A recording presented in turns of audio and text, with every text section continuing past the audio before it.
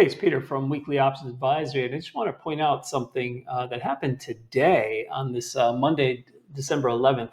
In terms of the Magnificent Seven, or sometimes I call them Fangman plus T, I keep 8 stocks here instead of 7, just because I have Netflix as one of them, which technically isn't in the Magnificent Seven.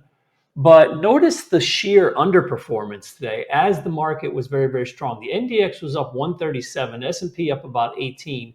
And look at all these names, how weak they were. They were really down quite a bit. The only bright spot here was Netflix. But when you look at the daily chart of Netflix, that was a huge intraday reversal where you can see the big topping tail that was formed here. See that right there on the stock. So I don't know if this is a all-out problem for the market just yet. What I think this is something that you should be aware of. Generally, in the last throes of a bullish move, lower quality stocks will rally and higher quality stocks will stop rallying. And I consider these all to be very high quality stocks. So consider this just sort of an advance heads up. It's hard to say at this juncture if this really has any import beyond just these 7 or 8 stocks, but it is something very noteworthy whenever the market goes up en masse quite a bit, as we saw today, and we see none of these leading names not only not rallying with the market, but actually falling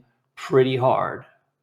Hey, this is Peter from ShadowTrader.net, and I just wanted to thank you for watching this video. If you enjoyed this content, please hit the like and subscribe buttons. And if you'd like to trade live with me every day in my weekly options advisory, then check out the link in the description below.